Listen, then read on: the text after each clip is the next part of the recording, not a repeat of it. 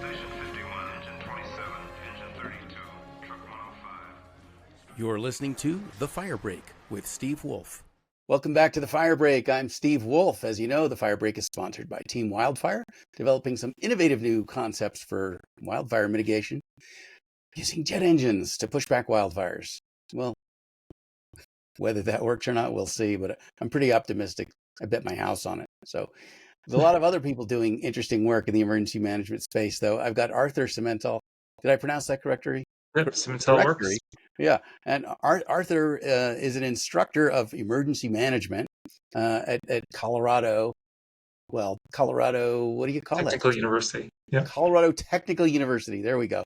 So you're teaching emergency management there, and you came to my attention most recently because you invented a new board game.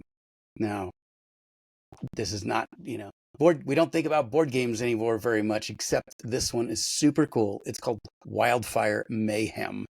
Arthur, tell me about your game.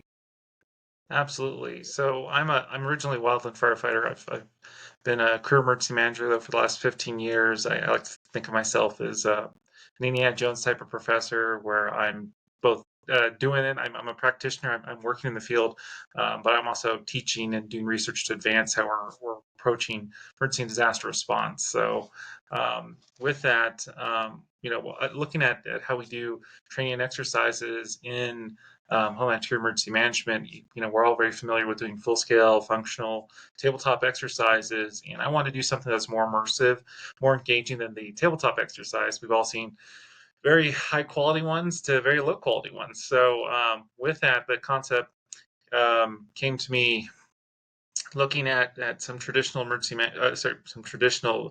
military practices that are still used today. Much of emergency management is adopted directly from military practice. I mean, even the origins of emergency management, homeland security, going back to civil defense. So, which is all straight from the military. And something that the military does famously is war games. So wargaming, and wargaming still the military's used it famously. Even most recently, looking at the potential for conflict with China over Taiwan, the defense of Taiwan. There was a very famous war game that made national news about, I believe it's CNS, there was a think tank that held a war game for Congress, playing out how would that impact the country, the economy, everything from manufacturing to the supply chain. And it was fascinating what came out of that. And, the military uses it quite often still to kind of test out different things. So I saw this as a great way, as something we were missing in emergency management, emergency services, and something that could be applied very easily and used very effectively. So that was kind of the origins of Emergency Operations Center, the board game. And so I went out creating the first scenario based on wildland firefighting or wildland fire, major disaster here. And that's based on the most destructive, one of the top three most destructive wildfires in the state of Colorado, the Waldo Canyon fire, which I actually worked through. I was the logistics section chief on that fire. Going back, 13 years now. So with that, I created this board game. So, this is the first in what I hope to be a series. So tell me about are there pieces in the board game like there are in Monopoly or something? Do you have a Type 6 truck and a Type 1 truck? Oh, yes, absolutely. You want got it right here. So Emergency Operations Center, the board game. Oh my gosh, I love this. So I love poster art. So bit. like Axis and Allies or Indiana Jones. Or tilt it down on the top, so he's getting a little glare. Okay, there. Oh, that's great. Yeah. Wow. So want to capture all the different roles. Really help explain how emergency operations work. And so with that, the game is ESF-based, so that this way everyone can see themselves game. They can fall into line into one of those. Not every organization, community is different for setup. So like, for example, power, water, utilities, those are two different ESFs, energy and utilities, or public works. For simplicity, we combine those. I combine those into one, player for the game. But, trying to create a game that is applicable across the United States, doesn't matter where you're at, what your jurisdiction is. And so every player has these little units or resource tokens, and they represent different units you'd find under that ESF. So for firefighting, I've got everything from, fire engines to wildland crews to, type 3 engines, type 6, fire captains, battalion chiefs, all, whole spectrum of units that have different values that play into the game. So there's a whole tactical level of play, like, building up task forces and strike teams to go and tackle crises in the game that are occurring. The wildfire is the big one. To the other different impacts that you'd have from wildfire, such as downed infrastructure, destroyed, utilities, evacuation, all of those things that make up, what we see during a disaster, like we're seeing with the hurricanes, everything from flooding to infrastructure, the bridges, to power, to all of that. So it was really fun trying to build a game that could handle all of that and all those challenges. So I like to say the board game isn't just about the wildfire. In fact, you start with 8 other crises on the board, and those represent the everyday emergencies. Disasters really don't happen on a day when nothing else is happening. I mean, they might, but very rare, I'd imagine. So with that, you're managing these other crises that are going on, like your community. Maybe you had a special event. Maybe you had, an MCI. So maybe, something else was going on. And then you have this wildfire, which is dynamic. It actually grows and it has its own behavior over the course of the game. It's not static at all. Right. And it'll play differently every time, because there's a whole a set of mechanics that I built, which is probably the hardest part behind this game, is how do we make it replayable, usable, and something that you could apply to your jurisdiction, that you could learn from. And so with that, you roll dice to determine the direction and how far the wildfire can grow in a single round. Okay. And that's capped for play.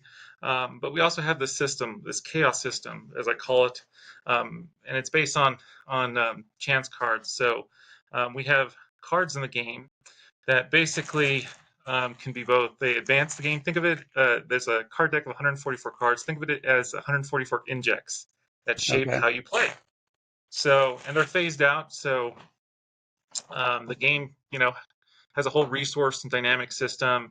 That, first phase, which I describe as local disaster, is that emergent phase. You're going to have limited resource availability. You have overwhelming crisis, that initial attack, so to speak. And with that, this card deck, these chance cards are curated to have everything you'd find during that initial phase. All those things, everything from evacuation chaos, right?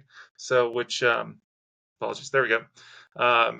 Causes political turmoil and delays resources because all of your mass transit routes are packed, to instant command briefings, which helps reduce political turmoil. And political turmoil is a system we have in the game. So basically, it tracks your losses as you're unable to respond to crisis successfully, or that wildfire consumes your resources. Political turmoil rises, and political turmoil is a combination of the public's trust, but also the elected and appointed officials, leaders' trust in your team's ability to manage the crisis. We often don't get into that into tabletops, but it's a very real thing. If you can't successfully manage, or things go south, there are bigger implications. So it's just fascinating. So yes, these cards, these injects, drive the game. Everything from community to support to, you name it. Which also include things like creating more chaos, like wildfire blowups. So Right. I've lots of little things in here that really change how the game plays, which can rapidly expand the fire, cause more crisis, and you have to work with your team, all the different ESFs, to overcome that. And there's a lot of different strategy. There's bigger level in terms of logistics and resource systems we have, to the tactical play, which is, how am I going to, tackle this? What's the best move here based on the resources I have available? Okay. And then, because it's not easy, just like in real life, the dice, there are dice mechanics, kind of like you'd see in Dungeons and Dragons, or which is probably the closest, or in other games like Risk. So overall the gameplay is simplistic, but there are complex systems that feed into it.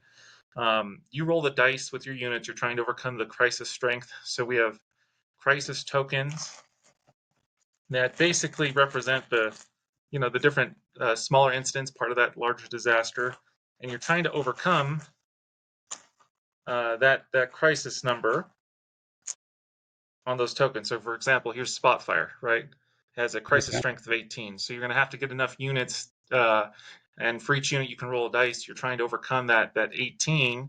Now, when you roll dice, there's two things that play against you. One, you roll red dice, which represents chaos, the chance that something can go wrong. Something like maybe there was an accident, maybe you popped a tire, maybe someone tripped and fell and got hurt. These are very real things I've seen in my own service, and many can attest to. I mean, I remember actually during the Waldo Canyon fire, we were supporting the National Guard with feeding, and we actually had an engine that hit a pothole, popped a tire, and we need to go out and actually send a replacement.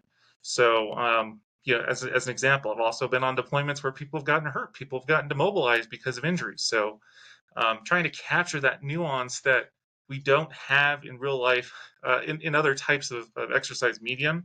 And oftentimes those are the things that can make or break us. And it's surprising because we don't, in those other exercises, we actually, there's kind of a mentality. I would argue that there's this mentality where we don't exercise to be real, to a degree of realism. We exercise to test and to win. They're set up as I win see. scenarios. They're not set up as potential failures. And this game can, teaches you that you can fail and it's okay, but it provides a mechanism or a way for you to actually learn from that failure. So it's lots of different mechanics and ways to really stress you and your team and challenge them. So yeah, in a You put nutshell, a lot into this. yes. Yeah, Yeah. How it's long did been it 2 take years to in the develop? making. The 2 years. original concept was to do kind of a computer game, a simulation, but that's the development time on that is years, and the resources are much more. Um, so with that, I was like, how could I do this now? And it was always going to be a version of a board game, whether it was online or physical. The physical works great, because when you think about it, there's a whole older population of people who would be adverse to playing a computer game or a simulation, Sure. right? But the board game speaks to many folks, and it's easy. And the real key was finding a way to do it economically, where I could bring it to mass market or commercialize it for the low price of $60, right? And of course, if you're looking to make the game more complex or to do more things for training, I'm offering we're creating expansions and add-ons that can do that. So, for example, one of them that I'm working on right now is a post-fire flooding scenario. So if you want to extend the Yeah. campaign, you could deal with, okay, so we got through the fire. Oh no, now we have flooding, and then that creates a whole new disaster. Just like we did with Waldo Canyon, we had flooding for 2 weeks. It's like I worked the fire, and then boom, flooding right after. So, yeah. So as an example, Mudslides and everything, right? yeah. Yeah. After the rain comes the rainbow, right? So, Yeah. Right. yeah. Right. And how do you deal with the rainbow? Yeah. Right. Or in this case, the flood. After the fire Yeah. comes the flood. So, Right. but yeah, and this is just the first in a series. I have 5 other games planned. The next one's most likely to be Hurricane, followed by a combo. And I should say, the scale on the Hurricane's meant to be multiple states, based on the East Coast. And then after, I'm looking at doing something like the Great California Earthquake. I grew up in Southern California, so the joke was we always talked about any year. It's this year. It's going to be next year. We're going to have that great earthquake. Still hasn't happened, but And 1 year they'll be that's a right. good thing. Yeah. Yeah.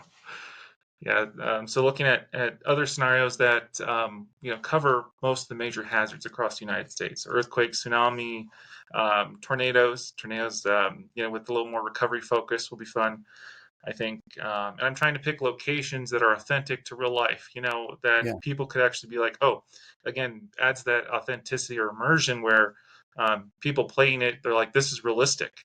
Right? We want Okay. that. We don't want those unrealistic kind of situations where people are like, oh, that'll never happen.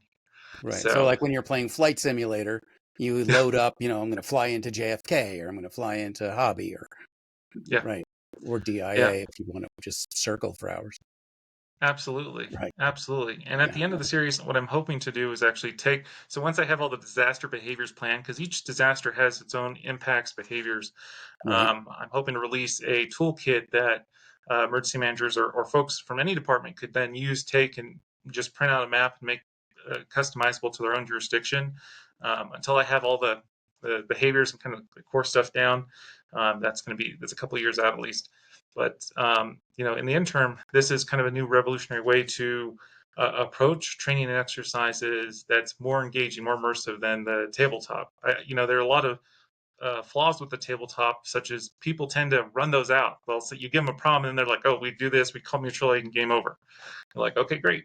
What do we do for the next 50 minutes? Because we just solved the problem in the first 10 in an unrealistic way, without accounting for things like delays or travel or the disaster logistics, which is often one of the most challenging things. So yeah. So how did you assess or ascribe the capabilities of each resource? Whether it's a different type of a truck or a different type of an airplane. Um, how did you assign uh, points Absolutely. to their suppression capabilities? Absolutely. So some of it goes into kind of gameplay with a sliding scale. So the lowest units are things that you'd find more common, and those are so the point value varies. One, so like a typical fire engine, right? Under ESF-4 has a base attack strength of 2. It has a defense rating, which that red dice, it plays into that kind of chaos mechanic, and then it has a mobility number, how many spaces on the board it can move. So fire engines, I believe 4, so it can move 4 spaces. And as we know, fire engines are capped out. They're typically governed at 60 miles per hour. So, and some of these, just like in real life, try to kind of balance that with gameplay versus realism. So you're not going to be taking an engine, across the map in a single turn. It's going to take a couple of turns, and each turn's roughly an operational period. But it's going to take time to travel. It's going to take time to do Okay. those things. Often the things we don't account for. Now the strength where we get into that, using my expertise and my understanding of the field, the higher value units, the ones that are going to be that are going to do more, the leadership, they're going to cost more points. They're going to cost more resources to use, and with that, to kind of balance them, you think of something like for police, a SWAT team. You're like, oh Yeah. yeah, so I've got a SWAT team on the map, and that's a unit.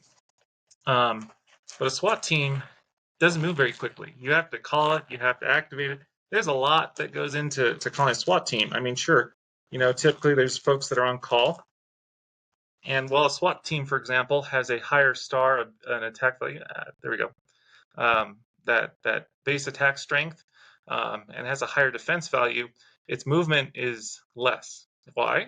Well, one, I can tell you that the Bearcat or the armored vehicle doesn't move very quickly. Right. Two, it goes into the real life aspects of mobilization, right? So trying to balance that, and so you'll see that across the game, across the units, where it tends to be the lower strength, the more mobility you have, for the exception of helicopters, which have high mobility.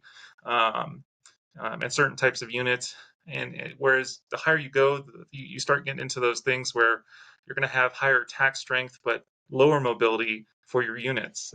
So kind of it's all, there's a balance, but I try not to overdo it with balance, because I believe in asymmetrical gameplay, in that, if you're calling in the best of the best, or, the SEAL Team 6, uh, SEAL Team 6 isn't meant to be balanced. It's SEAL Team 6. You know what I mean? So, and I think sometimes with some games, there's a little too much overdoing with balance. I know they say, you shouldn't superpower units, but to a degree, when you're calling in what I would describe as a super unit, it's meant to be that way, because there's no Right. contemporary equal to that unit. So then that's why it's so special resource, but it's also rare and more harder to acquire. So, there are 7 ESFs you get out with the base game, with expansions for additional units. So, for example, one of the pre-order bonuses is we offer one of the deluxe police and fire packs. So it gives you sheriff's office, law enforcement units. but it also adds another ESF4 player, what I'm calling the Fire Marshal player pack, and that adds things like hot shots, smoke jumpers. Brings in some more of those, really powerful units. That kind of changes the dynamics of that tactical game. You know, um, how am I spending resources? Am I going to call in for this resource? Am I going to use this? Right. Balancing that what's readily available versus what's fewer, but is going to cost more. We're going to have more delays in time to acquisition. So there's lots of these things, these systems that we see in real life built into the game, but in Wow. playable, meaningful, measurable ways that you really start to get into the real dynamics of disaster management. Wow. Now tell me, behind the scenes for when you deploy wheeled vehicles, what's the water distribution situation? I'm sorry. Water distribution. Water distribution. Oh, that's Yeah. that's good.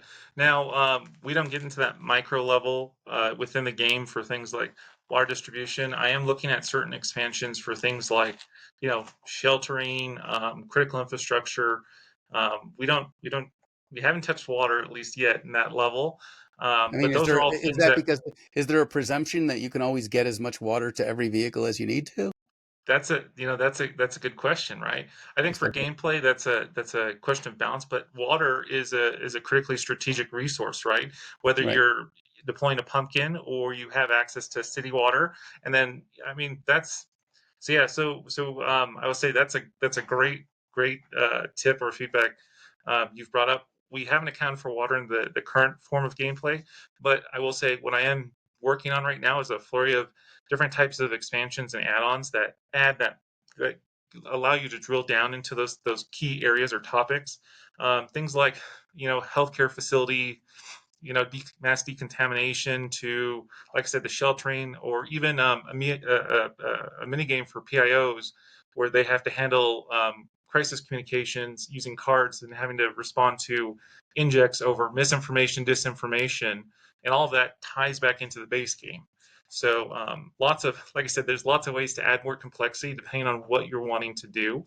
And water, I think I just found another one. Water distribution is a fantastic one to think through because it's true. You can't assume that you're going to have water, and the logistics behind water and the acquisition of it is challenging. So Well, I mean, I'm not surprised it was left out of the game for at least this iteration, yes, yep. because uh, it's like parking, right? You're putting up a beautiful new building, and no one wants to think about where does all the parking go, What about parking, right? right? And then it's the same thing, right?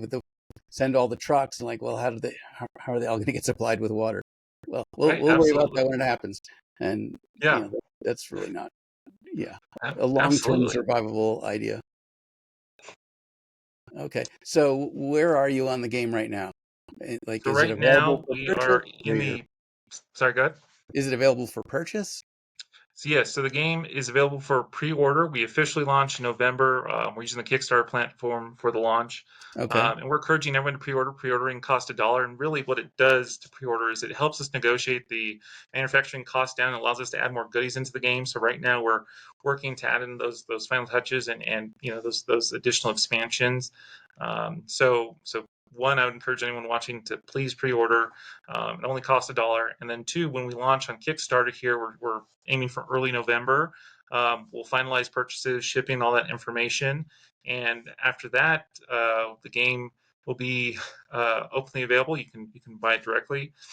Ships anywhere in the U.S. In fact, our shipper is able to ship internationally as well from our manufacturer. And with that, the first units should roll out and arrive early December before the Christmas holidays. So with that, again, so pre-ordering is super critical. So we know how many for this kind of first batch that's coming out, and then two, to make sure you get your copy before the Christmas holiday. Which uh, as we've been seeing on the news, sounds like port workers are about to go on strike. So it might be a little dicey with shipping here the longer you wait. So Is a port worker strike one of the variables in the game?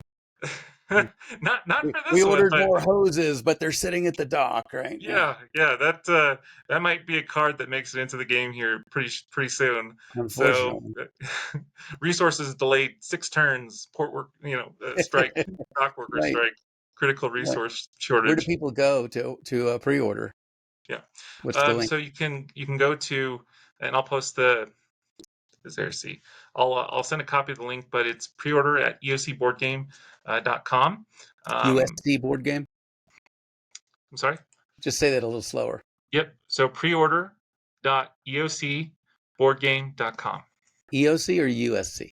EOC, as in Emergency EOC. Operations Center. Got it. Preorder.eoc.boardgame. Did I get that right? And I'll post the link. So yeah. yeah, perfect, Okay. perfect. And so when you go, it'll go to our website here. You can learn more about the game, and then you can sign up for the launch date. All pre-orders get a free copy of the deluxe edition of the game, which is a $25 value. So you get that fire marshal and sheriff's office player pack for free if you pre-order now before the game launches. So with that, strongly encourage folks to do so. And again, if any questions, reach out anytime. But appreciate you having me. So You bet. And how long do you expect people to play it around? Is it an hour? Is it a all day thing? Do you see? depending You on know, the team, right now we're clocking between 1 and 3 hours. okay. So the learning curve isn't difficult especially once you get into the flow, and you understand how the turns work. But with that, the disaster is dynamic, and it has in all the playtests that we've done, it never plays the same. So Okay. And are you going to build one of my hurricanes as one of the pieces there? yeah. So next year, looking for next summer, potentially releasing a hurricane based game scenario. So Oh, I don't yeah. mean the hurricane. I mean our Team Wildfire's Hurricane on Wheels. Oh yeah, as a unit, I Yeah. certainly can. All right. So you just need the specs, right? Yep, just Water need water consumption rate and how far it shoots it, right? absolutely. That's So great. Well, I'm looking forward to playing the game. I'm going to go pre-order right now, and we'll put the word out. Where is your audience? Are you mostly on LinkedIn or your Facebook? Where are your fans? so both LinkedIn, we're marketing both on LinkedIn and Facebook. I've got a pretty good professional following from the other research work I've done, and then on Facebook, we have a dedicated Facebook page set up. We're sharing news, we're sharing updates. We also have a YouTube channel for videos, but you're getting behind the scenes looks at gameplay. So, for example, we just did play test here on Friday. I'm about to release some video this week where people can actually see how it plays, a few rounds of gameplay. And then I'm also doing live polls for, what are the kind of units or things that you guys want to see in the game? Because again, I'm just trying, the goal is to make it as inclusive as possible so Yeah. that this way people can see themselves in the game and be like, oh yeah, look at that. That's us. We're, hotshot crew, or, this is us at, yeah. So absolutely. So, but that's where So I I'd know go the game the obviously latest. runs. Oh, sorry. The Oh, game sure. obviously lags behind real life because you've got to create the avatars essentially for all the real world assets. But if we're looking forward, where do you see the future of Wildfire going? Ooh, that is a very good question. Now, what I love is, with your site and some of your work that you're doing, proposing different ways to combat wildfire. No one, I love the idea of using jet engines or, just non-traditional ways of thinking. Really are going to change how we approach wildfire. I mean, we've been using the same tactics for 2 centuries now, and they're kind of archaic. It's kind of like, the modern analogy would be, we're still in the medieval times for wildland firefighting to some degree, right? Yep. As we would for public health. We're still using the fire to burn out the pandemic, so to speak. But with that, there's lots of great technology. Speaking of water, I've seen everything from tests from using large scale drones to put out building fires in China to other kinds of heavy equipment or machinery more specialized for the kind of rough terrain that we are often dealing with. So it's real interesting to see where we'll go moving forward. I do think technology is kind of the big game changer as it pertains to how we actually approach fighting wildfires. So whether we're using jet engines or even explosives, Yeah. when you think about, one of the three base fuel to fire is oxygen. Well, if you were to use explosives or a missile, for example, that actually temporarily sucks all the air and would Yep. technically extinguish that fire, right? So there's all Right. kinds of things we've yet to explore. Some of it I think has to do with longstanding culture and tradition, but with that, we're broaching an era where we're seeing 21 plus billion-dollar disasters, and it's just unsustainable. We Right. continue down this road for another decade or two, and we're not going to be able to continue at the pace we are with recovery, with communities, and we're going to start seeing huge impacts across the country, particularly to the economy and whole sectors. So, I'm hoping to continue to see more breakthroughs and more, more differentiation of ideas and thinking for how we're combating wildfires moving forward. So, Yeah. Right. And just as important as the new technologies would be the willingness to adopt them, and willingness to try them, absolutely, which is, absolutely. But we know that we can't stay the current course because it just doesn't work, right? yeah. And unfortunately, not enough is being put into mitigation to make the current way of thinking work. So we're gonna have to move towards adopting, uh, you know, again, new technologies, new ways of combating wildfire. So otherwise, as we've seen, even the insurance industry is saying enough is enough, pulling out of states, Yep. providing insurance for disaster coverage for wildfires. So, I think that says something right there. That's definitely a red flag saying we can't continue this way. We have to change. We have to Right. adopt. Right. Well, Yeah. until we come up with better axes, we're just going to keep facing this problem. Oh yes, better access, right? Right. Yeah. Yeah.